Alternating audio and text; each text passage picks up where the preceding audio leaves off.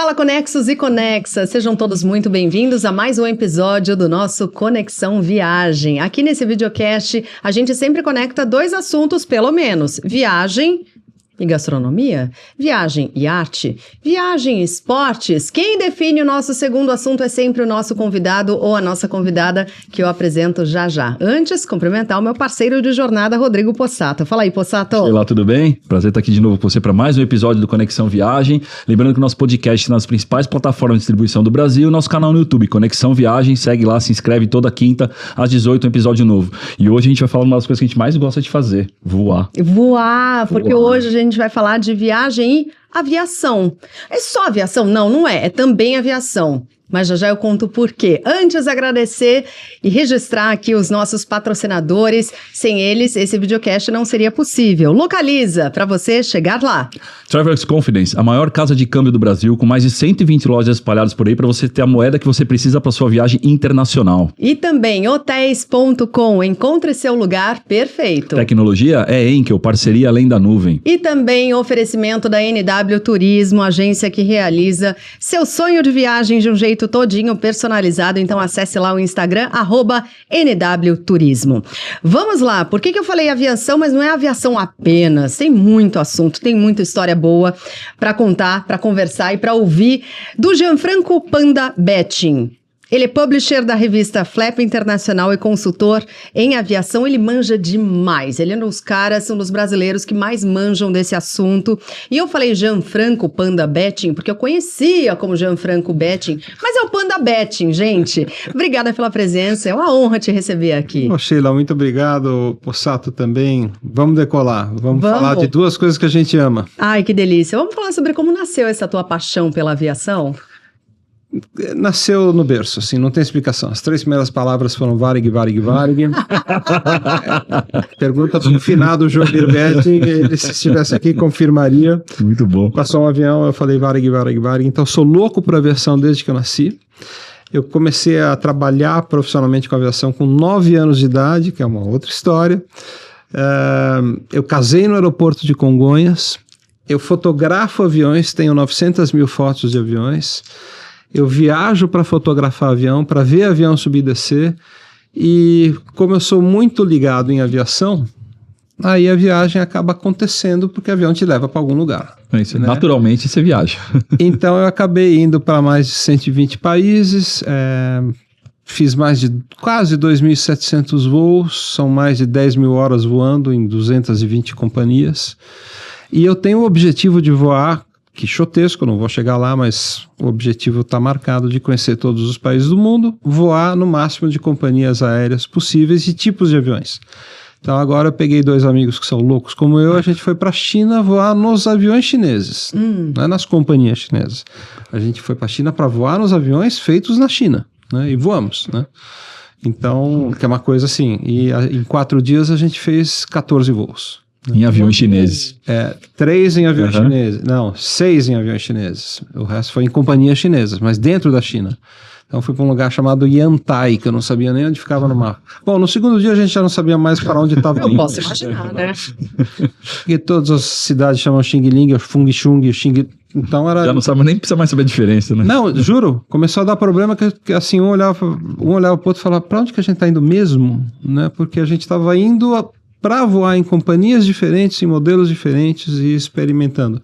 Aí no terceiro dia eu falei, bom gente, vocês não conhecem, eu já conhecia a quinta viagem para a China, eu falei, gente, vocês não conhecem Beijing, então vale a pena ir na Grande Muralha, na Cidade Proibida. Eles falaram, não, vamos aproveitar que tem aí umas 8 horas, vamos voar na Tibet Airways, que a gente viu, dá tempo de voar neles. Falei, bom, tá bom, vamos. Então vamos, né? E você lembra a primeira vez que você entrou numa aeronave? Lembro, foi em Bauru, em 1966, com meu avô. Eu tinha 2 anos, mas eu tenho a sensação, ficou o cheiro mais do que a memória visual, mas como foi fotografado, eu tenho as fotos ainda dessa visita, um avião da Força Aérea Brasileira, um DC-3. Você foi para conhecer avião? Meu tio era bispo em Bauru, e aí a gente ia sempre para lá, meu avô, que já sabia dessa paixão, me levou lá na base aérea e a gente entrou. Foi ali que começou mesmo ou não? Foi ali que consolidou seu gosto ou não? Não, já vinha. Já vinha antes? Já vinha antes. Com 2 anos. Não, é uma coisa que veio do, sei lá, Tá no disco rígido, não sei. Uma coisa bem séria. E vai piorando, assim. E vai piorando, é ótimo. Não, vai piorando. É sério a ponto de 24 horas do teu dia, quanto você dedica à aviação? Quando você tá acordado? Em pensamento, eu só não penso em aviação quando eu tô cozinhando, que é o hobby que eu consegui desenvolver para não pensar. Caramba. Eu penso em aviação até quando eu tô namorando. É mais que uma paixão hein, de avião. Cara, além de louco, ele namora mal, né? Tudo bem, eu sei que vocês estão pensando isso. Ambos são verdade. Mas olha, essa sua última viagem pela China, mas você já foi várias vezes à China? 5 vezes. 5 vezes? 5 vezes para China continental. Se contar Hong Kong, aí já são mais de 10. O que mais te impressionou lá, nessas viagens e nessa mais recente? Olha, eu fui para a China pela primeira vez em 1995, e aí eu vi um país ainda muito fechado, muito focado naquela ética, nos costumes comunistas mesmo. O pessoal andando de farda na rua, aquela coisa, olhando com surpresa para um turista. Agora é um país inserido no mundo com uma infraestrutura para viagens espetacular, que o Ocidente, boa parte do Ocidente, deveria ir lá para ver como se opera um aeroporto, por exemplo. Terminais gigantes.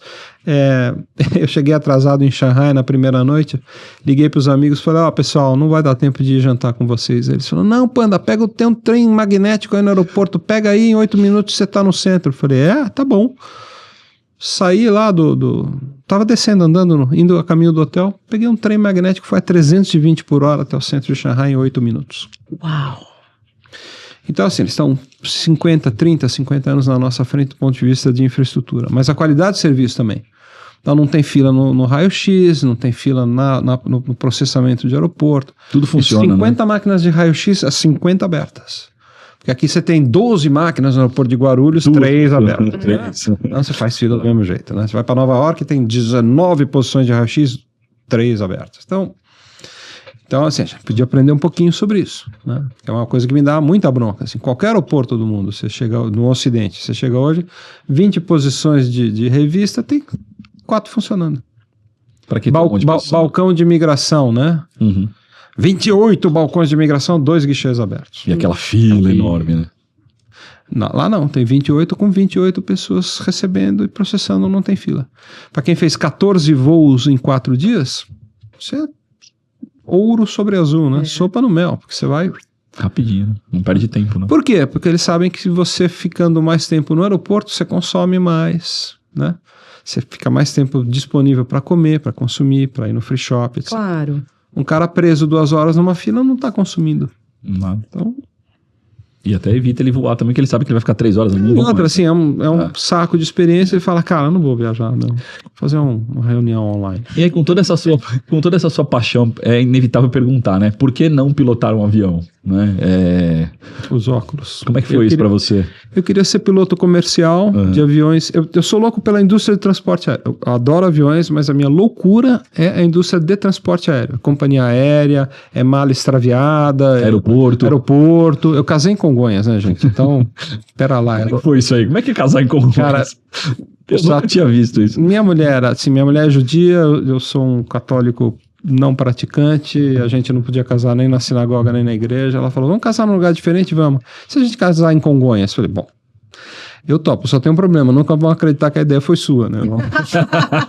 Achar que eu te forcei a casar em Congonhas. Mas foi, 1º de maio de 99, a gente contraiu núpcias lá no aeroporto de Congonhas. E para quem não tá vendo, só tá ouvindo, você falou foi a visão, né? Foi o óculos que proibiu eu não pilotar. Podia, né? eu sou zaroio, 4 olho, desde os 6 anos de idade, aí naquela época não podia voar comercial, falei, porque eu queria ser piloto. Ainda quero, né? Hoje é fácil, né? Mas fiquei velho, né? Agora não dá mais. Não, dá, uai. Dá. Não, piloto comercial não dá. Não? Na comercial não pode, né? Não. Tem restrições de idade. O pessoal se aposenta com 60, 65, eu tô com 61. Mas eu já brinquei um pouquinho, assim. E de vez em quando a gente voa em avião de amigo, faz algumas coisas assim. Eu tirei o piloto privado, mas não era o que eu queria. Eu queria ser piloto da aviação. Eu gosto de aviação comercial, gosto de transporte aéreo. O que está faltando para você completar a lista de todos os países do mundo? Assim, a África é o continente que eu conheço menos. Tá. E a Ásia Central.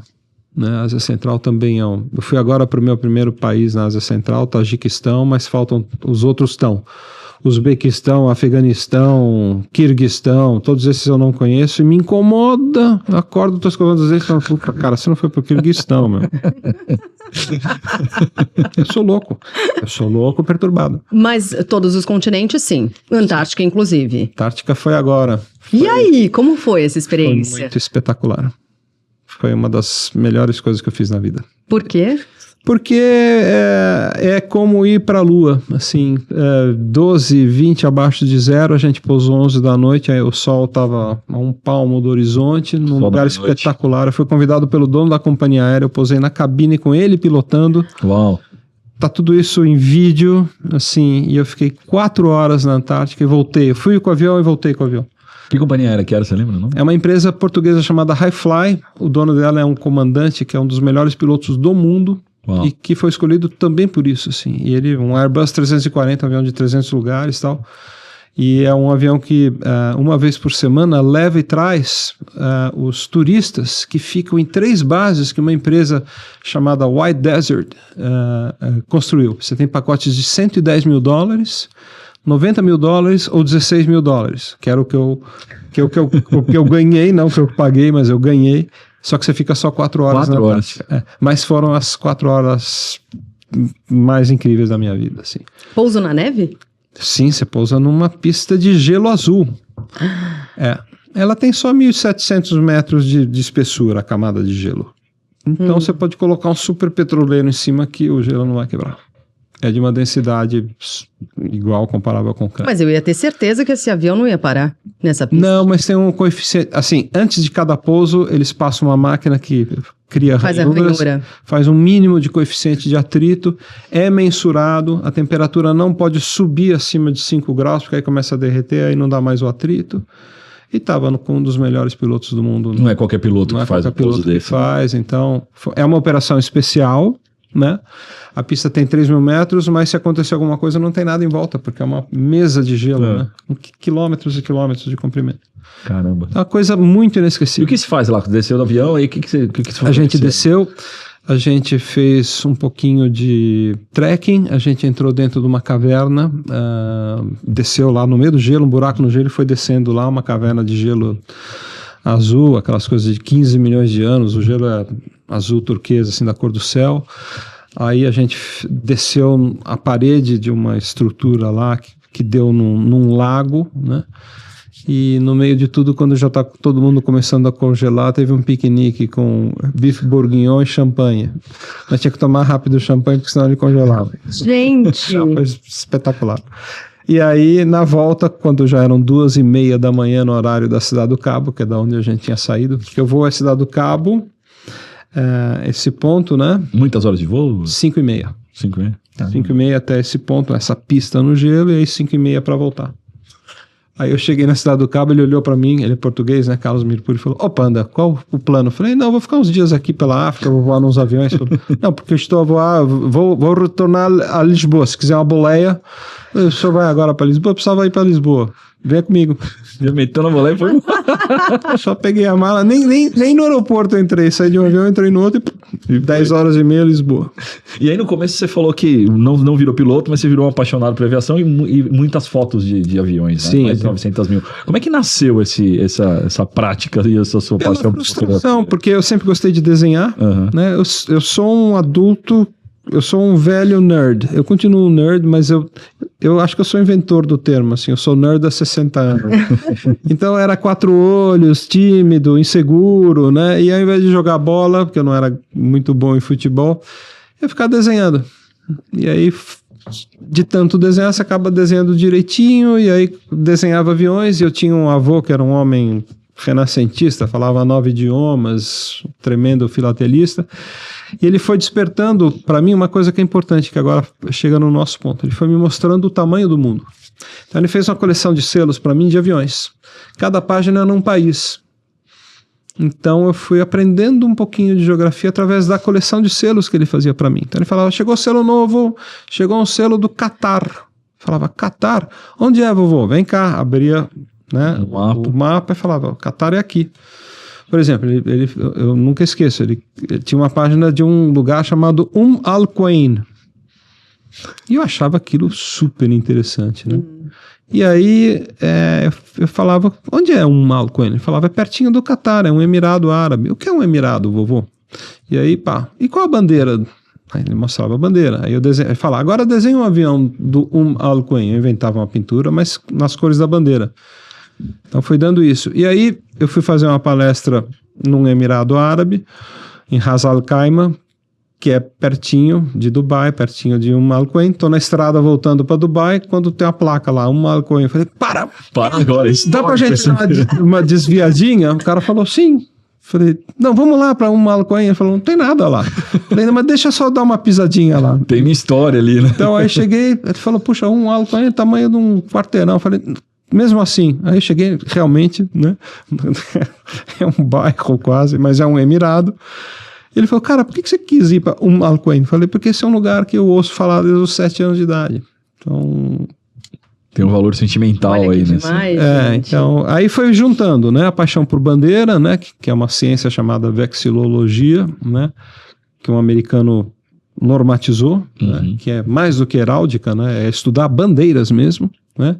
E aí foi dando uma coisa que a bandeira tem a ver com a cor do país, que tem a ver com a cor da companhia aérea, desenho avião, desenho a bandeira, aí virei publicitário por causa de desenhar bem, e aí conheci o fundador da Transbrasil, Omar Fontana, que me deu meu primeiro emprego. Eu virei vice-presidente da Transbrasil, sucessor dele. Ele me levava para viajar desde os 15 anos de idade. Ele falava, o que você vai fazer essa semana? Eu falava, cara, não sei, você tem prova? Tenho prova de geografia. Você tá bem em geografia? Tá, tô. Então mata essa prova aí, eu tô indo para a fábrica da Boeing, vem comigo. Me dava a mão e me levava para a fábrica da Boeing. Só. Foi minha adolescência, foi para a fábrica da Airbus, para show aéreo, pescar salmão no Alasca, tudo como assistente do presidente da Transbrasil. Ele e eu. E ele me tratava como um filho que ele não teve. Eu enxergava nele, como enxergo até hoje, junto com meu pai, as duas figuras mais importantes da minha vida. Mas eu viajei muito através dele, assim. Já fui para lugares e fiz coisas que... Conhecer príncipe, rei, rainha, primeiro-ministro, junto com ele. E quanto tempo durou essa história no Transbrasil? Começou com 15 anos, né? Você falou? Começou com 9. 9? Porque ele encomendou um trabalho para mim, eu fiz, ele aprovou e pintou um avião. Isso? Eu escolhi as cores, fiz lá, comprei as canetinhas, pintei, ele falou, gostei. E pintou o avião do jeito que eu tinha sugerido, com 9 anos de idade, e foi até ele morrer. Ou pelo menos até 97, que foi quando eu trabalhei como executivo. Depois eu saí da Transbrasil. Mas foi uma relação... Foi não, porque eu nunca vou colocar no passado essa relação. É uma relação. Eu penso nele todo dia e penso em 2 pessoas mortas todo dia. Ele e meu pai. Então eu estou fazendo coisa, eu me comunico com ele e falo, pai, esquerda, direita, só subo, desço, vou, não vou, e ele também. Legal.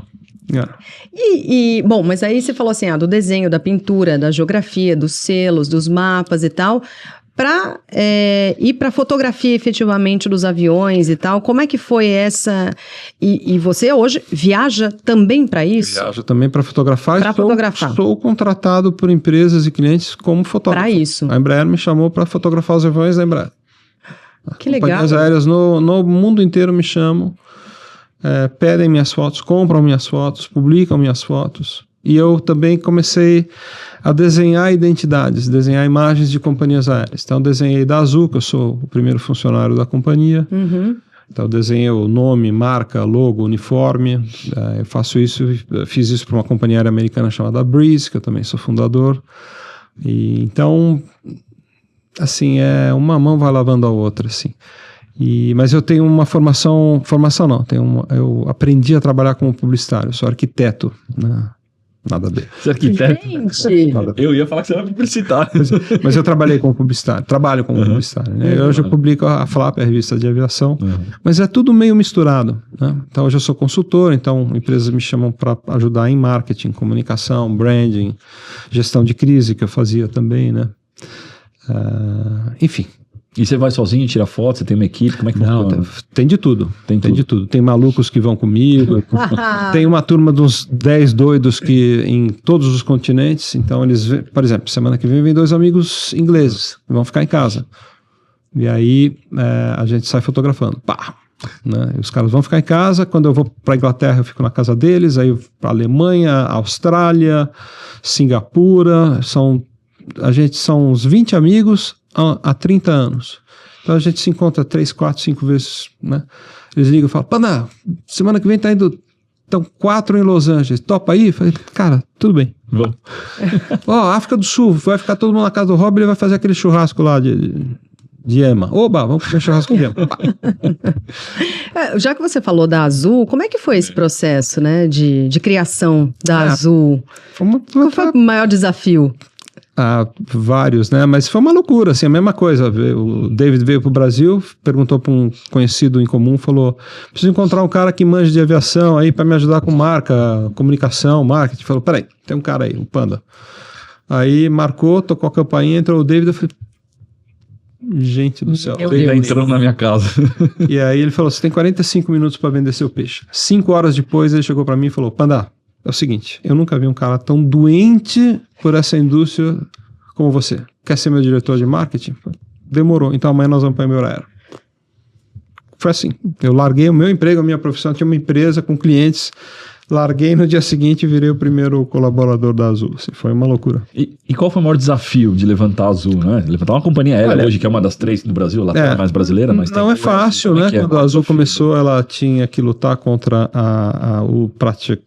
na prática um duopólio de Gol e TAM, né, que tinham juntas 92% do mercado, mas a gente tinha algumas formulinhas e a gente conseguiu abrir uma cunha e criar um espaço para a companhia.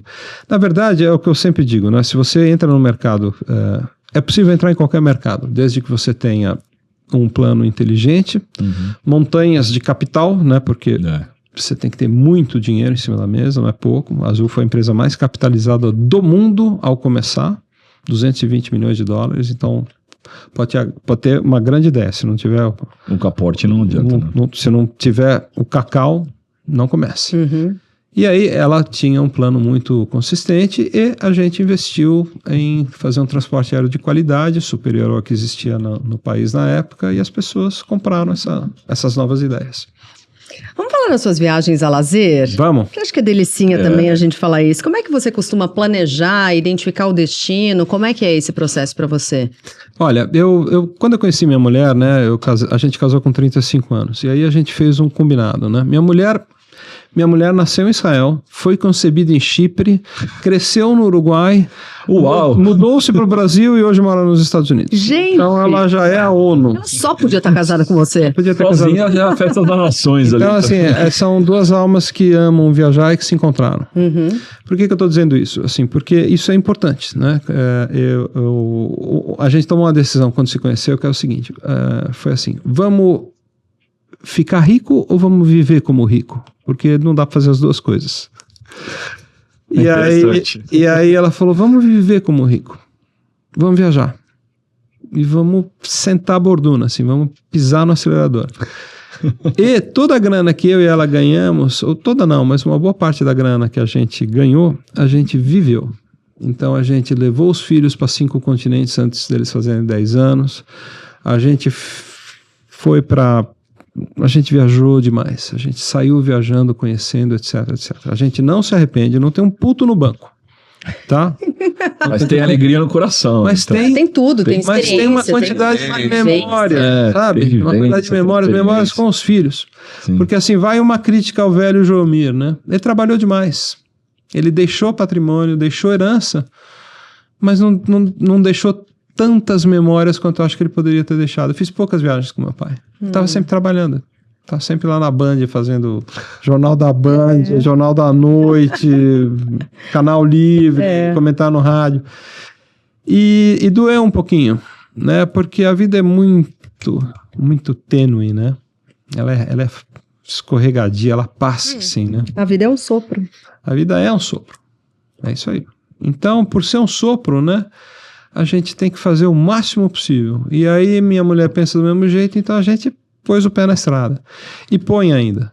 Então, no final do ano passado, a gente tinha planejado, a gente mora em Miami, a gente tinha planejado ir para Califórnia. Tá tudo certo, tinha comprado passagem.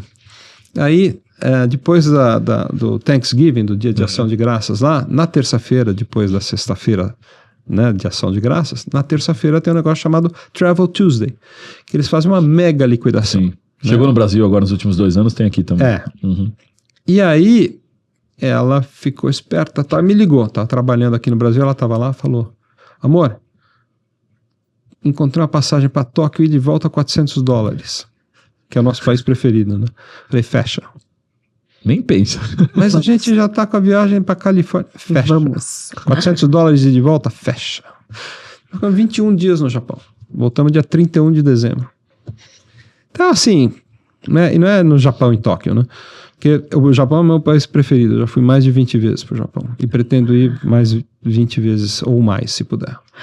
Vamos falar mais do Japão daqui a pouco, Vamos. mas assim, nesse seu planejamento, na escolha de destinos e tal, não sei o que, no planejamento, você escreve tudo, você detalha tudo, como é que é isso? Eu sou um puta de um chato de galochas, um capricorniano insuportável.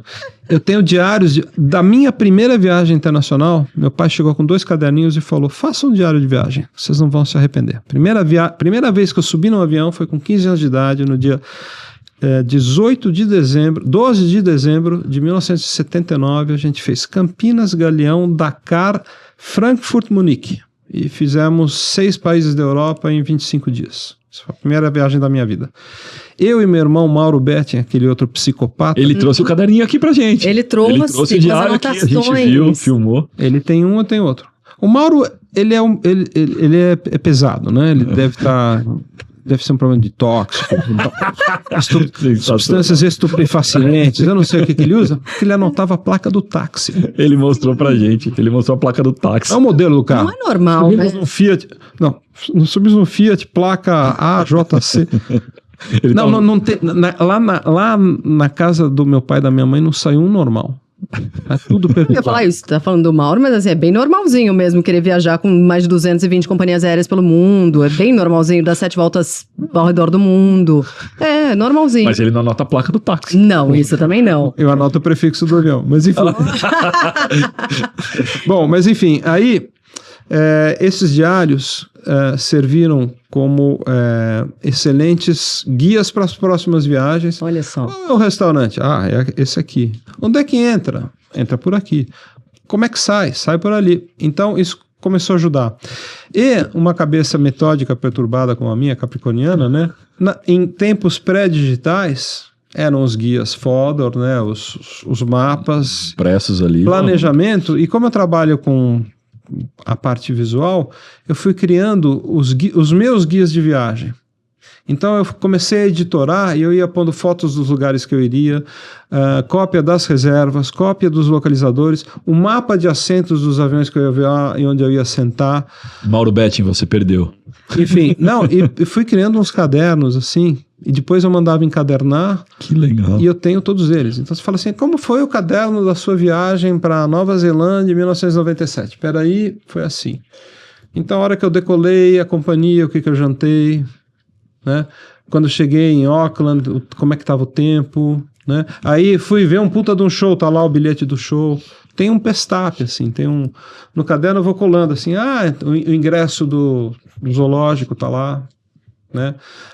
Eu gosto muito de comer, de cozinhar, então às vezes pedia e levava o cardápio de um restaurante, né?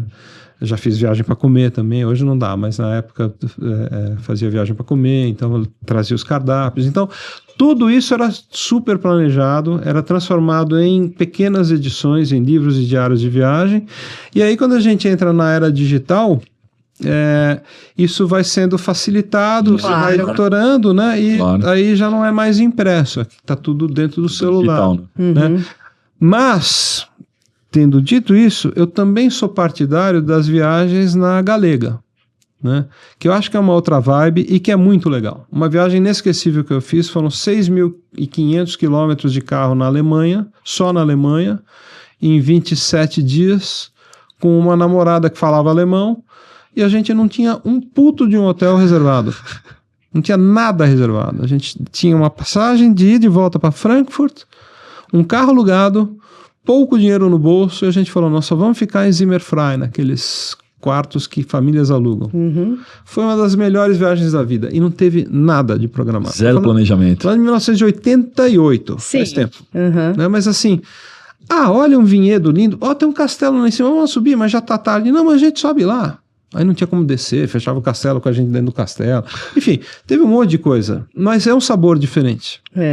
Claro. E aí, por exemplo, na lua de mel, eu dei de presente para minha mulher a primeira volta ao mundo que a gente deu. Dei 7. Primeira volta ao mundo que eu dei foi lua de mel. Aí tinha tudo, absolutamente tudo reservado. Tinha show na Broadway, tinha passeio, enfim. Belo planejamento. Foi, Nossa, gente, sensacional. E outra, só para resumir, como qualquer coisa na vida, você aprende. Você aprende a viajar, aprende a cozinhar, aprende a pintar quadros, você aprende. É verdade. E Pior é que é verdade prática. mesmo. E o jeito que o Panda planeja e registra cada detalhe das viagens, gente, mostra como organizar informação é importante. Isso vale para viagem, vale para outras áreas também. E a tecnologia pode ajudar muito nisso. O próprio Panda falou aqui. E a Enkel é uma consultoria de tecnologia que ajuda empresas a crescer com o uso de cloud, por exemplo, que é super importante, automação, inteligência artificial também nisso. Então, para você saber mais como transformar informação em resultado no seu negócio, você procura a Enkel, é só acessar enkel.cloud e aí você fala com os especialistas da Enkel. Eu ia te perguntar qual é o teu destino preferido, você falou que é o Japão, né? Conta um pouco mais, é recorrente, né? Todo mundo que vem aqui fala do Japão. Só que ninguém foi tantas vezes para lá que nem você foi. O que o Japão tem que os outros lugares não têm? Na tua visão. Japonês. O japonês e a sua mentalidade educada, cordata, severa, né? Um compromisso com o coletivo que se sobrepõe ao individual, porque nós somos uma espécie, né? A gente deveria progredir, prosperar com a boa relação entre nós, membros dessa espécie aqui, mas funcionamos justamente ao contrário. Então a gente somos 7 bilhões, tirando os 250 milhões de japoneses, o resto é meu pirão primeiro. Né? Eu quero a minha parte aqui, me dá tudo que eu consegui alcançar. E o Brasil é campeão nisso, né? Ou um dos campeões. E o Japão não, o Japão preza pela coletividade, pelo respeito ao que é coletivo, ao que é comum, ao respeito à natureza. Então, assim, do ponto de vista de valores, eu me identifico brutalmente com o Japão. Eu fico emocionado de ver como eles vivem, como eles agem, como eles se respeitam, como eles se tratam. Então, isso já tem um impacto muito grande na minha cabeça, né? Sim. Aí é um dos países mais lindos do mundo, de maiores contrastes, né? Com 4 estações completamente marcantes, né? Completamente, visualmente, completamente alteradas em si, né? Então eu fui lá uma vez para ver o sakura em flor, que foi uma coisa estonteante. Né? A gente foi agora em dezembro e pegamos o final do outono, que eu não esperava, achei que já ia estar no inverno, não. O inverno começa dia 21 de dezembro, né? A gente fomos para Kyoto e estava tudo vermelho, dourado e laranja. Entrei em êxtase místico, assim. Não queria voltar pro hotel, eu ficava naqueles bosques, naquelas montanhas. Só olhando, né? Eu ficava em estado vegetativo, contemplativo, assim. Eu fiz 8.000 fotos 8.000 fotos do Japão em 20 dias. Tranquilo. Depois para você selecionar as melhores. 8.000 fotos de viagem. Não, já foi tudo já tá tudo salvo por dia, por passeio, por tempo. Tudo organizado, né? Se o caderninho naquele tempo era, imagina hoje como é a organização, né? Não, e assim, eu tenho um iPhone mais moderninho, que a câmera é muito boa, gravei tudo em high definition, né, em vídeos e tal. E eu gosto muito, e outra, a culinária, né, como eu gosto de comer e beber, a culinária japonesa é a minha preferida e tal. Então, e aí, para fotografar avião é o melhor país do mundo, que tem aeroportos com terraços, eles adoram fotógrafos, todo mundo fotografa. É aquela cena típica do turista japonês, né? Com a câmera pendurada, né? É bem isso aí. Sim, as velhinhas octogenárias, elas andam com um Nikon 17 no pescoço, né? Então, para mim é o país perfeito. Eu passei isso pro meu filho, e o meu filho mais novo falou: pai, eu só tô dando um tempo aqui, eu vou morar, mudar e viver no Japão. te prepara, você vai lá me visitar. Eu falei, tá bom. Ótimo, né? E se você fosse dar uma dica pra quem quer conhecer o Japão que não conhece? Normalmente o pessoal vai pra Tóquio, né? Mas você deve conhecer lugares tão bons ou melhores que Tóquio, né? Que dia pra pessoa Eu acho que você programa tem que, pra fazer? assim, se tiver um lugar pra ir é Tóquio, se tiver 2 é Tóquio e Kyoto, né? E aí, se tiver mais do que isso, acho que tem que ir para Hiroshima ou para Nagasaki, porque são experiências marcantes, porque vê do que o homem é capaz, né? Porque é um dos pontos mais baixos da nossa espécie, né? Enfim, mas não dá. Assim, é difícil resumir o Japão. Assim, eu fui mais de Não, em todas as vezes que eu fui para o Japão, eu fui para Tóquio. Então, fui mais de 20 vezes para Tóquio. Eu sempre descubro uma... Ela é inesgotável, É inesgotável. Né? Quantos dias no mínimo para Tóquio? Mínimo, Mas varia muito, né? uma semana. É, né? Pra poder aproveitar. Mas ela é inesgotável como outras capitais, mas Tóquio é mais que inesgotável. E agora, assim, meus filhos foram numa vibe de mais dica de meio digital, então, assim, eles me mostraram coisas que eu tinha ido 20 vezes e não conhecia. Olha só. Mas, assim, tem bairros lá que não estão em catálogo nenhum, coisa que eu descobri andando, tal. Tem bairros velhos que não foram bombardeados, né, que não foram destruídos por bombas, então, você entra num lugar que parece que você voltou 600, 700 anos, no meio da cidade. Você está num bairro que parece que não tem luz elétrica, assim, templo, os cemitérios, né, que tem um cemitério em cada quarteirão, um templo, um do lado do outro, casinha de chá, aquela velhinha na janela, passa um gato, você fica olhando para aquilo. Eu saio de, assim... Gente, essa viagem, essa conversa me deixa aí sempre assim, né? Eu fico morrendo de vontade de viajar. Só detalhe que hoje é dia de semana, uma quinta-feira ainda, né? Mas eu não ligo, gente, eu já falei aqui que eu não ligo se é quinta, se é sexta, se é sábado, é domingo. Não importa, pra mim todo dia é dia de viajar, ainda mais com hotéis.com. E você usando o cupom exclusivo do Conexão Viagem, você tem um baita descontaço na sua próxima hospedagem. É isso, então acesse lá hotéis.com, não esqueça de usar o cupom Conexão Viagem, tá bom, gente? Conexão Viagem é o cupom para você usar. E tem uma parte ótima. É a mais importante. Eu uso essa também, né? Precisa, né, gente? 12 vezes sem juros. Isso aí, porque melhor que viajar é viajar barato. É isso. Viagem chama a gente. Muito bem. Você falou de viajar para comer, por exemplo. Você falou de Tóquio, do Japão, que é a sua comida favorita, mas você já fez viagem especificamente para fazer esse tour gastronômico? Para onde?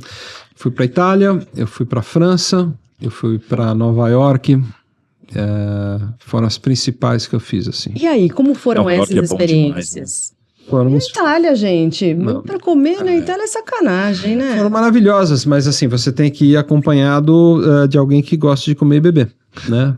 Porque é chato fazer sozinho. Tá bom. E não tem restrições. Parcela em 12 sem juros aqui. Tá garantido. Mas eu lembro que eu tava começando um namoro com a Sharon, né, com a minha esposa, e a gente foi dar um giro lá, um giro enogastronômico lá na Provence. E no 3º ou 4º dia, o fígado dela acabou. Pediu arrego, é? Pediu arrego, às 3 horas da manhã, chamamos um médico, ele entrou no quarto e falou, bom, a maladie de touriste. Abriu a mala, deu uma injeção nela, fechou a mala, 300 euros. Falei, Mas o almoço foi embora. Mas ela melhorou depois e seguiu. Seguiu meia fase, meio baleada, né? Assim, né? Mas na época eu não me fazia de rogado, não. Eu encarava. Eu lembro que... eu pegava pesado. Era a entrada, prato, sobremesa. Mas é isso. Você vai fazer uma viagem. Hoje não é mais isso. Em Nova York, como é que foi isso? Nova York, um bilhão de opções, Nova York, a gente fez uma viagem que foi assim, a gente só vai em Michelin. A gente fez almoço e jantar em Michelin. Só Michelin.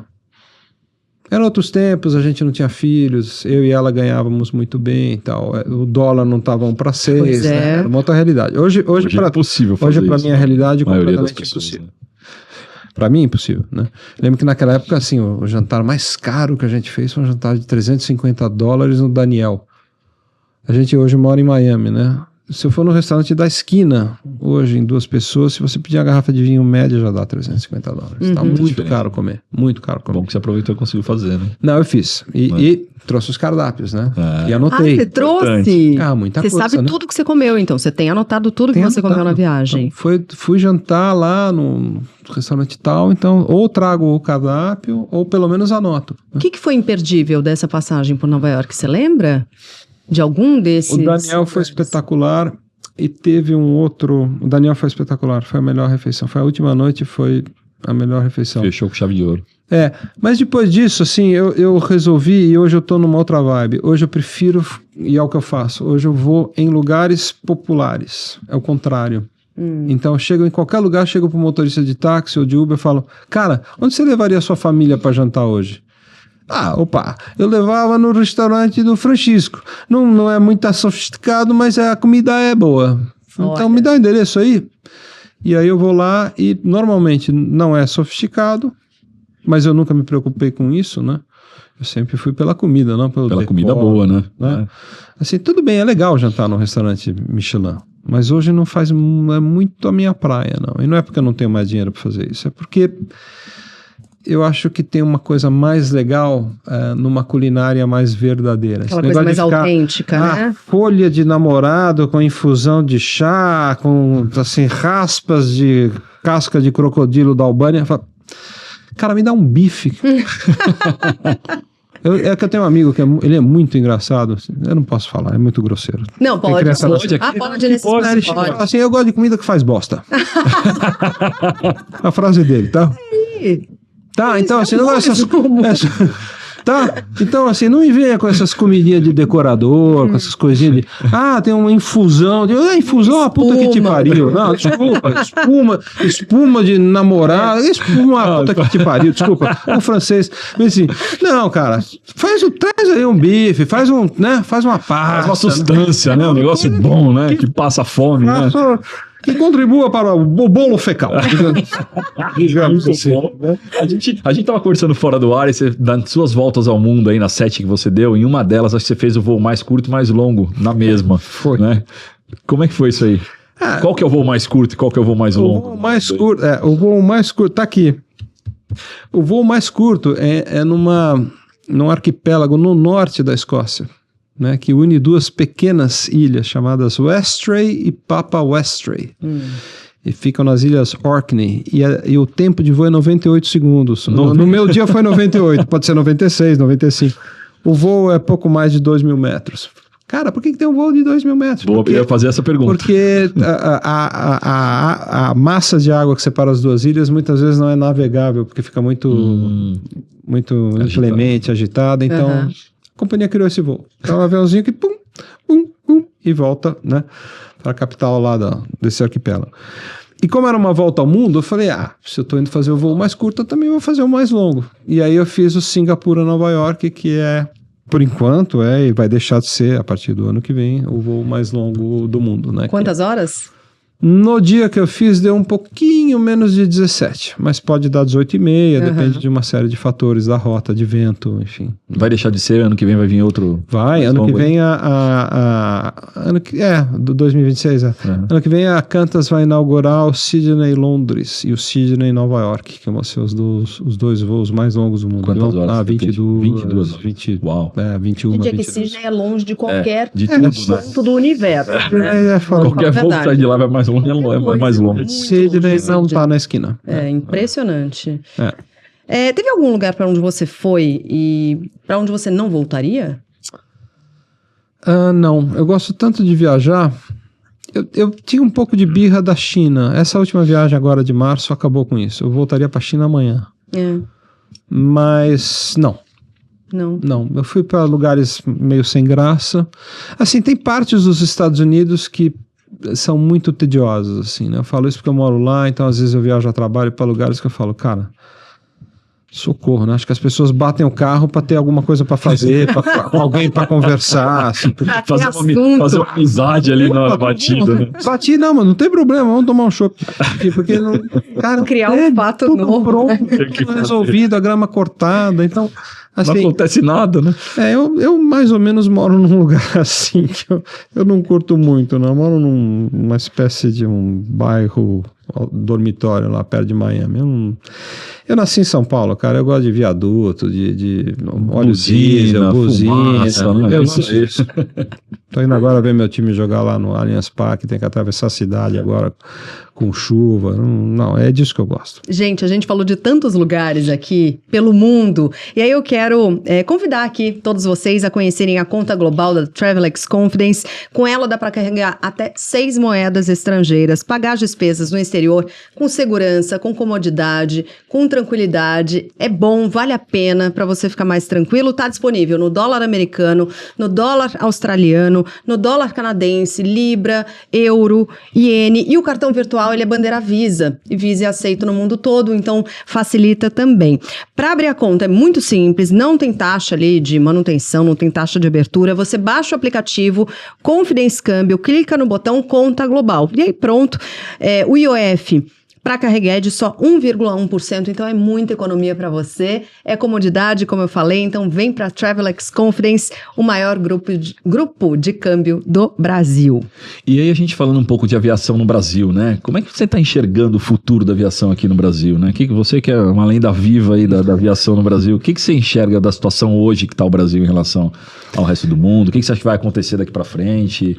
Eu acho que tem aí a possibilidade grande de uma fusão da Gol com a Azul, da Azul com a Gol. Isso vai criar uma concentração de mercado, e toda vez que o mercado se concentra, o mercado, ou novos players surgem, inclusive para desafiar essa condição de concentração de mercado. Uhum. Eu acho que isso é um cenário de médio prazo. Ainda que elas não se fundam, né? Uhum. A gente tem aí pouco mais de 100 milhões de passageiros ao ano, né? De viagens ao ano, né? Não são 100 milhões de CPFs, né? Isso precisa ficar claro. É diferente, né? É diferente. Eu diria que talvez 30... Esse número ninguém sabe, mas eu diria que deve ser 25 a 40 milhões de brasileiros que fazem ao menos uma viagem ao ano, e alguns repetem, né? Uhum. A aviação brasileira é de excelente nível de qualidade, de segurança operacional. Os aeroportos e a infraestrutura estão ainda muito descompassados, muito atrasados, merecem mais investimento, mas aí é o paquidérmico, incompetente, despreparado Estado brasileiro. Não me refiro a governos, estou falando do Estado, né? Transcende, não sou de direita, de esquerda. O Estado brasileiro é ruim, é perdulário, é incompetente, é ineficiente. Então, como a gente ainda tem muitos aeroportos que são estatais, paga-se o preço de um país que não consegue, não sabe, não quer, ou desvia, ou rouba, né? Uhum. Faz menos com o que podia, com a verba para reformar o aeroporto, não faz o que devia fazer. Então o Brasil tem um problema sério de infraestrutura, tem um problema sério de gestão de tráfego aéreo, que é antiquado também.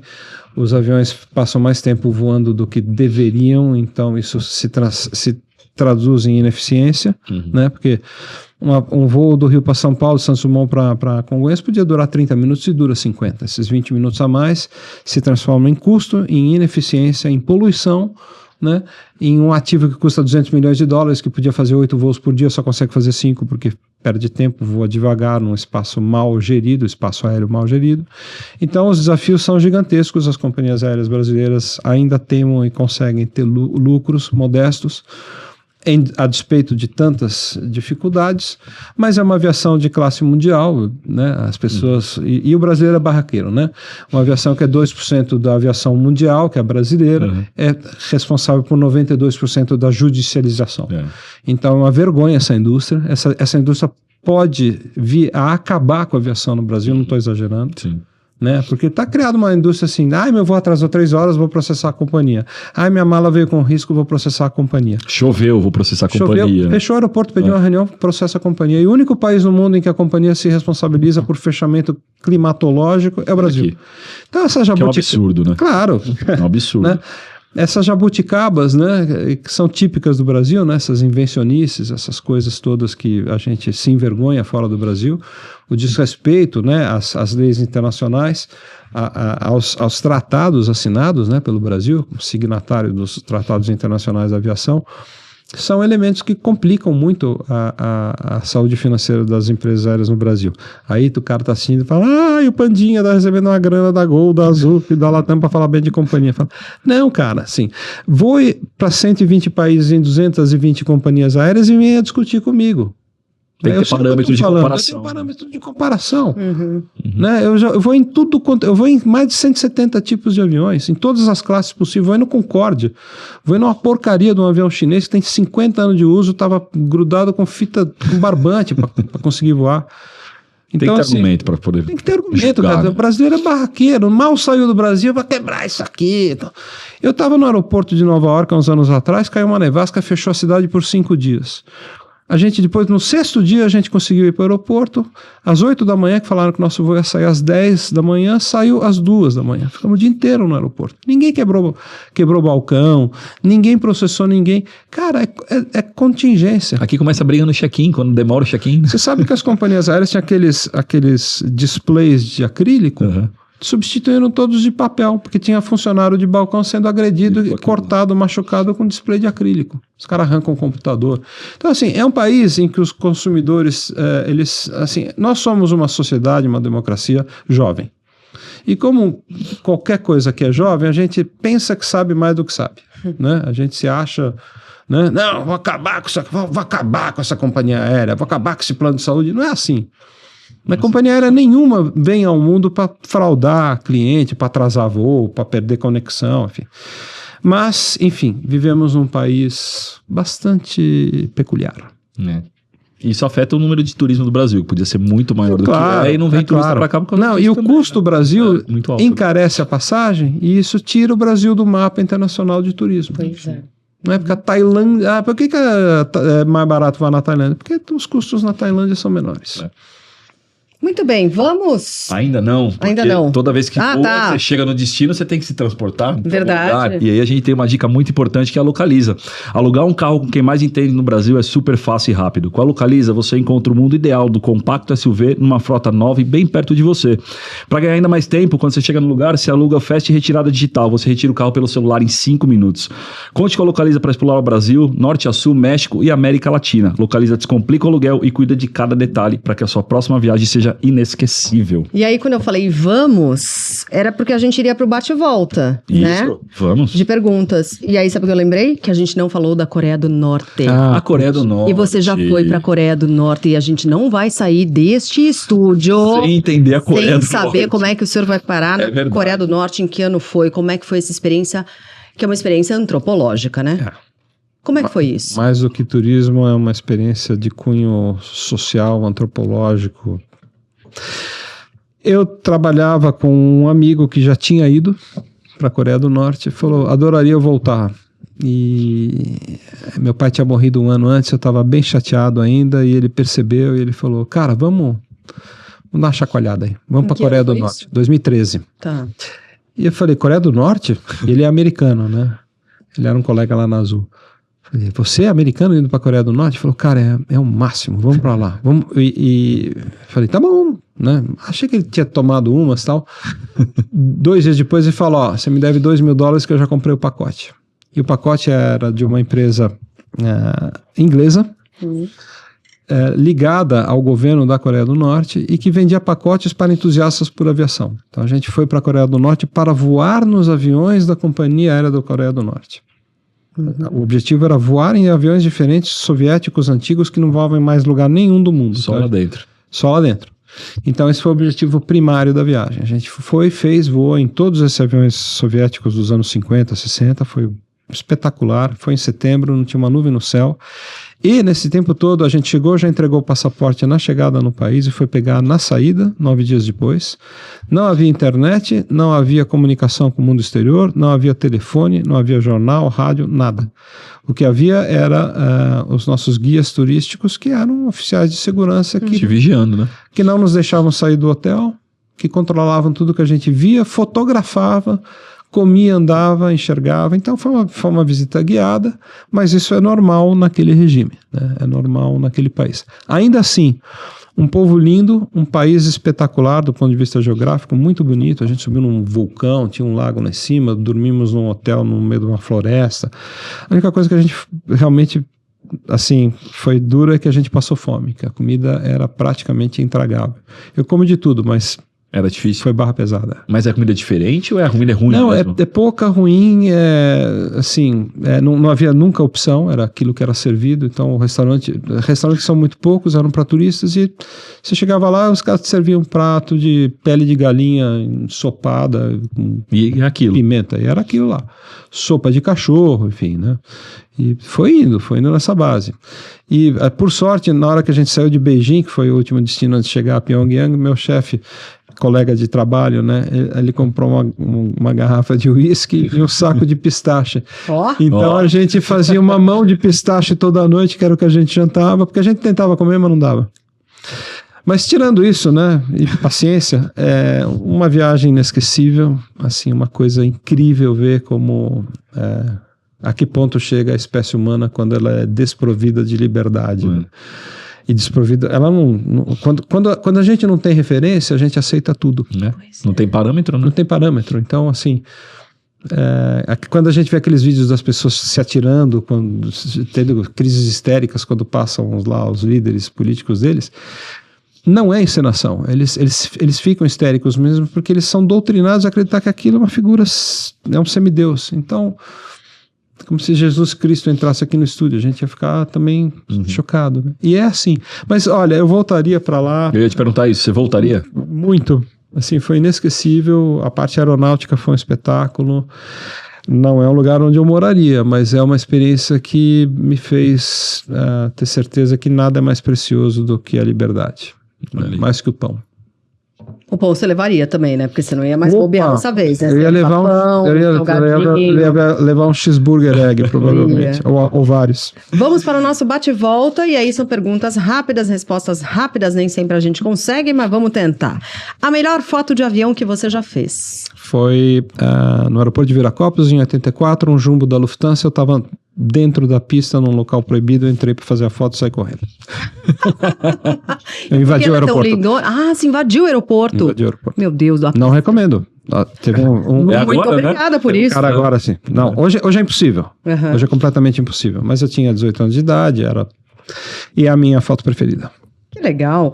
O aeroporto mais bonito do mundo? Santos Dumont. Na verdade, ele não é o aeroporto mais bonito. A localização. Ah, bom. A localização é a localização mais bonita. O aeroporto mais bonito do mundo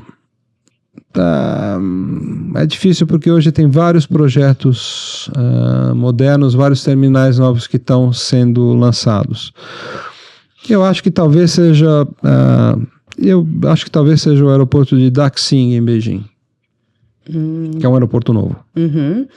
Um voo que todo apaixonado por aviação deveria fazer. Concorde. Uhum. A companhia aérea que mais te surpreendeu? Air Hong Kong. Air Hong Kong? Por quê? Positivamente ou Positivamente. Positivamente? Por quê? Porque tem um produto inovador, o check-in é incrível, você faz ele de pé com uma pessoa do teu lado que já vai pegando tua mala, vai conversando com você, já vai pegando o teu passaporte, não tem balcão, aborda um tremendo de um serviço, poltrona confortável, atendimento espetacular, foi uma surpresa muito positiva. Não é a melhor companhia que eu voei, mas a pergunta é a respeito de ser surpreendido, Air Hong Kong me surpreendeu. E a melhor que você... Singapore. Rapaz, eu ia abrir meu celular agora para ver, e eu recebo até hoje mensagens deles de uma vez, um voo interno que eu fiz. Eu fiquei abismada com o tratamento, com o atendimento. E até hoje eles mandam mensagens, mas assim, é um marketing dirigido, então assim, são mensagens Cara, que empresa incrível. Não é spam, exato. Eles são completamente incríveis. Dá para fazer mais um programa só para falar do Singapura. Impressionante. Tem ótimas empresas no mundo, tá? Dá para fazer a lista de melhores empresas por continente, mas a minha preferida, por uma série de razões, e tendo voado muito nela, é a Singapura. Eu achava que era porque eu não tinha muita referência, né? Eu tava achando o máximo. Mas faz sentido, né? A maior loucura que você já fez pela aviação? Eu praticamente implodi meu casamento na lua de mel, porque eram 36 dias, eu falei, mulher, eu vou 4 dias para fotografar. E eu queimei 3 dias na cidade de Sydney, na Austrália, para fotografar um avião. Ah, não! Eu conheço o aeroporto de Sydney e passei um dia na cidade. Eu fui 3 vezes no aeroporto só para fotografar um avião. Gente, como é que vocês estão casados ainda? Pois é um milagre. É uma loucura. Meu Deus, nem a ópera de Sydney ali? Passei em frente. Passou, tirou foto. Olhando, Né? procurando avião. Vamos lá, praia, montanha ou cidade grande para viajar? Uau. Todas são fascinantes. Para viajar, a cidade grande. A minha cidade grande preferida é Londres. Londres. Boa. Não sei se tem, né? Mas um avião que ainda sonha em fotografar. Nenhum. Já foi todos. Fotografar voando, alguns que voaram antes de eu conseguir, mas um avião que eu sonho em fotografar, nenhum. Fiz todos que eu queria. Legal. O pouso mais emocionante? O pouso emocionante era no aeroporto de Hong Kong, em Kai Tak, que era um aeroporto que tinha uma montanha na frente. Os aviões tinham que voar em direção à montanha, desviar no último minuto, fazer uma curva super fechada, e na hora que eles acertavam a asa, eles já estavam tocando no chão. Pra que isso, gente? Porque não tinha jeito. O aeroporto era a pista que tinha para chegar em Hong Kong, tinha essa montanha, eles pintaram um xadrezinho na montanha, assim, para o pessoal desviar. Tô aqui. Era a meca dos fotógrafos de aviação. Olha só. O maior risco que você já correu? Cara, a gente pegou uma tempestade na curta final do aeroporto de Guarulhos, quase derrubou o avião, um Boeing da Transbrasil, a gente perdeu muita altitude, muito rapidamente. Uau. E aí quando a gente saiu daquela situação, a gente estava já fora do eixo da pista, assim, baixo, aí o comandante já estava acelerando, a gente saiu e alternou, foi para o aeroporto do Galeão. Mas não deu nem tempo de ter medo. Eu estava na cabine, eu trabalhava na Transbrasil. Não dá tempo de ter medo. Essa aqui não está na lista, eu vou perguntar. A tempestade derruba avião ou não? Pode derrubar. Pode derrubar? Mas com 28 fatores... Não é só... Não é assim, né? Ai, que horror! Então se... Não, combinação tempestade, de fatores. é uma combinação de fatores que hoje são perfeitamente evitáveis, né? Mas assim, é raríssimo, mas não dá para dizer que não derruba. Tá. Ou que não derrubou. Boa. A melhor viagem em família? Japão. Avião militar ou civil? Civil. Por quê? Porque eu gosto da indústria do transporte aéreo, eu gosto de companhia aérea. Mas meu filho chama Thomas para eu poder dar o apelido nele de Tomcat, que é o nosso avião militar preferido. E o filme preferido é Top Gun. E o cachorro... E o cachorro chama Maverick. Sério? Sensacional. A melhor experiência gastronômica em viagem? A primeira classe da Etihad. Muito boa. Eu cheguei e falei, puxa, que vinhos espetaculares. O senhor gostou? É um chefe, né? Com um toque assim. Ele volta para a cabine e coloca 4 garrafas, 4 taças, fala, saúde. Uau. Nossa, garrafas, não as taças cheias. Gente, 4 taças, 4 garrafas. Mas ainda é assim hoje, será? É muito boa. Ai, poxa. Um item indispensável na sua bagagem? Bom, hoje é celular.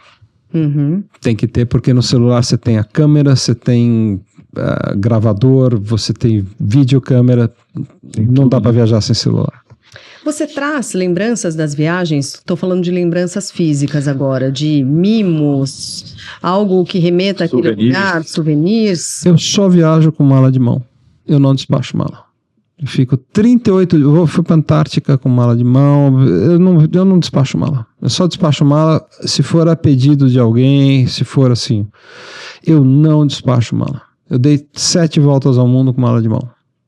Mas, gente... Fica a dica aí, ó. Não fica a dica. Coisa mais importante de uma viagem é viajar leve. Travel light.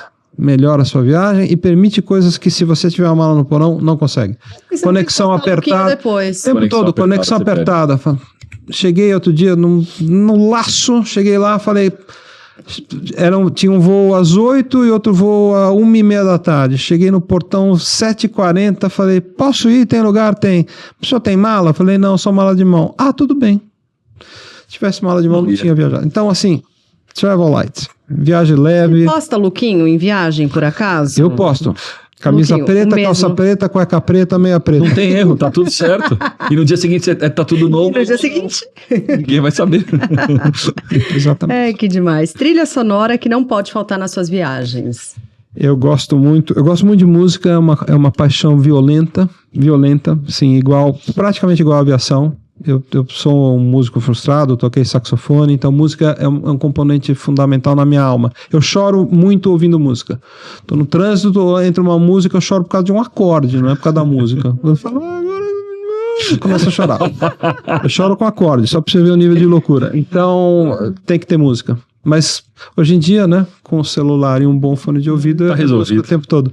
E eu faço playlists pros lugares.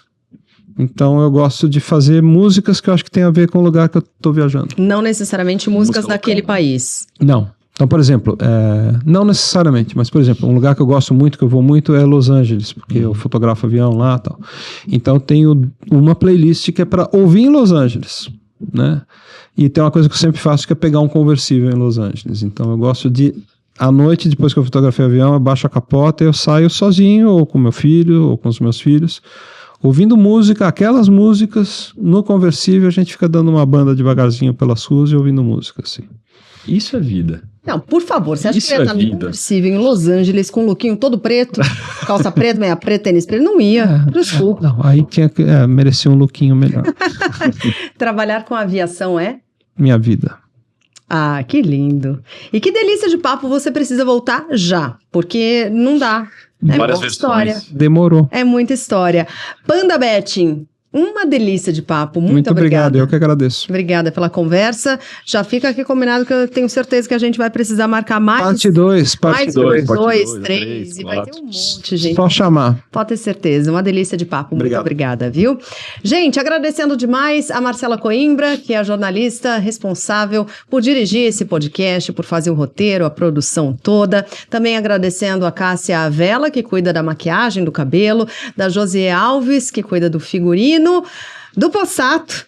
Obrigado. Obrigada, Mais um Possato. episódio, Sheila. Obrigado Mais por estar aqui um. comigo de novo. Obrigado, Pana. Agradecer também a Clover, que fornece nossas camisetas temáticas de turismo também. Agradecer Blue Space, o nosso estúdio aqui na Vila Olímpia, que a gente presta, que recebe a gente toda semana.